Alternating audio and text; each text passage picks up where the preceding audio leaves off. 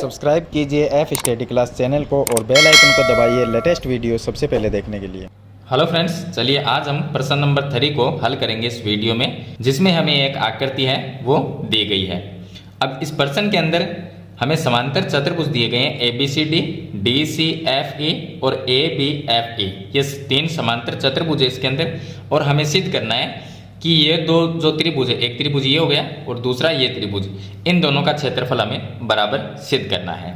चलिए हम इसको हल करते हैं। अगर आपको पीछे वाले क्वेश्चन देखने हैं तो इस वीडियो के डिस्क्रिप्शन में आपको चैप्टर नंबर 9 के प्लेलिस्ट का लिंक मिल जाएगा, वहां से आप पीछे वाले सभी क्वेश्चन के वीडियो देख सकते हैं। तो चलिए हम इसको हल करते हैं। इसमें हमें दिया गया कि आकृति 9.31 में ABCD, DCFE और ABFE समांतर चतुर्भुज है। तो पहला चतुर्भुज आता है ABCD, ABCD, ये एक समांतर चतुर्भुज है। दूसरा इसके नीचे वाला हो गया DCFE, तो ये हो गया DCFE, ये भी एक समांतर चतुर्भुज हो गया। और ABFE, ये हो गया ABF और E, ये भी एक समांतर चतुर्भुज है। तो इस तरह से इस प्रश्न के अंदर 3 समांतर चतुर्भुज हमें दिए गए हैं और हमें सिद्ध करना है कि ADE, ये हो गया ADE, एक ये त्रिभुज, इस त्रिभुज का क्षेत्रफल, और BCF, ये हो गया BCF, इस त्रिभुज का क्षेत्रफल हमें बराबर करना है। अब मैं आपको ये बता देता हूं कि दोनों त्रिभुज का क्षेत्रफल अगर हमें बराबर करना है तो दोनों त्रिभुज को हमें सर्वांगसम करना होगा। अब सर्वांगसम करने के लिए हम क्या करेंगे कि एक त्रिभुज की तीनों भुजाएं दूसरे त्रिभुज की तीनों भुजाओं के बराबर हमें लेकर आनी है। तो अगर हम एक त्रिभुज की भुजाएं दूसरे त्रिभुज की भुजाओं के बराबर अगर कर देते हैं तो हम कह सकते हैं कि ये दोनों त्रिभुज क्या होंगे, सर्वांगसम होंगे। और जो आकृति सर्वांगसम होती है वो क्षेत्रफल में बराबर होती है, यानी कि इन दोनों के क्षेत्रफल भी बराबर होंगे। तो हम सबसे पहले इनको सर्वांगसम करेंगे। कैसे करेंगे देखिए, सबसे पहले हम यहाँ पर स्टार्ट करते हैं यहाँ से। ABCD जो हमें एक समांतर चतुर्भुज दिया गया है, तो मैं यहाँ पर लिख देता हूँ कि समांतर चतुर्भुज ABCD में। अब समांतर जो चतुर्भुज होता है उसकी एक खास बात होती है कि उसमें सम्मुख भुजाएं हैं वो बराबर होती है। तो हम लिख सकते हैं कि ABCD, इस समांतर चतुर्भुज में जो AB है वो बराबर है CD के। ये AB और CD क्या होगी, बराबर। तो मैं यहाँ पर लिख सकता हूँ AB बराबर में CD, ये बराबर होगी। उसके बाद में AD जो भुजा है वो बराबर होगी BC के, क्योंकि ये सम्मुख भुजा है। तो यहाँ पर मैं लिख देता हूँ कि AD है वो बराबर हो जाएगी BC के, ये लिख सकते हैं हम, क्योंकि समांतर चतुर्भुज के सम्मुख भुजाएं बराबर होती है। अब लेते हैं हम नीचे वाला समांतर चतुर्भुज DCFE। तो फिर से मैं लिख देता हूँ कि समांतर चतुर्भुज DCFE में, इस समांतर चतुर्भुज में भी हम ऐसा लिख सकते हैं कि सम्मुख भुजाएं बराबर है। तो इस चतुर्भुज में देखिए DCFE, तो इसमें जो DC है वो बराबर होगी EF के।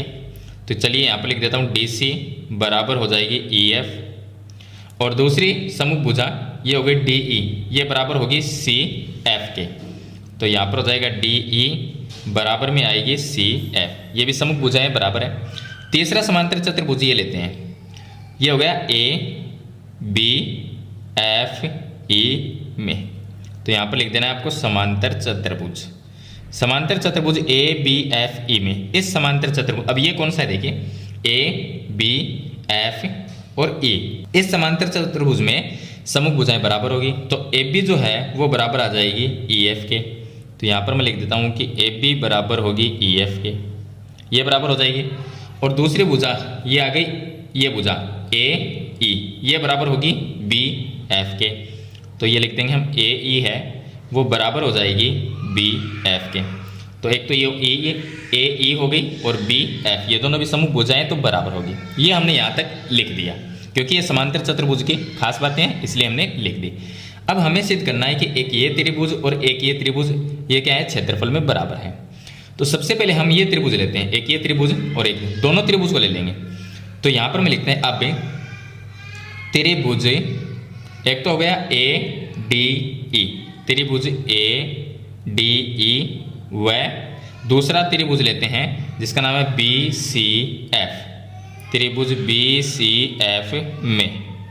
तो हमने 2 त्रिभुज ले लिए।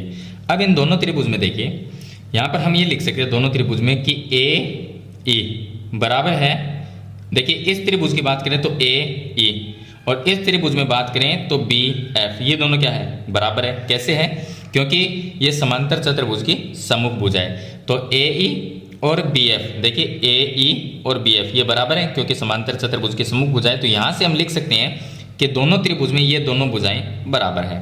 तो मैं लिख देता हूँ ए ई बराबर है बी एफ के। अब इसका कारण लिखेंगे, कारण क्या लिखेंगे कि A B F E, A B F E समांतर चतुर्भुज की सम्मुख भुजा है, सम्मुख भुजाएं हैं।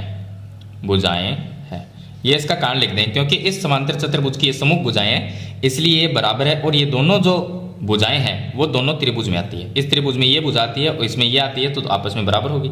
चलिए उसके बाद में देखिए, ये जो भुजा है इस त्रिभुज में ये भुजा ए डी और इस त्रिभुज में बी सी भुजा है, ये भी बराबर है क्योंकि ये ए बी सी डी जो समांतर चतुर्भुज है इसके सम्मुख भुजाएं हैं। तो यहाँ पर देखिए ये ए बी सी डी, इसमें ए बी और सी डी बराबर है, सॉरी ए डी और बी सी, तो ये हो गई ए डी और ये हो गई बी सी, तो ये भी बराबर है।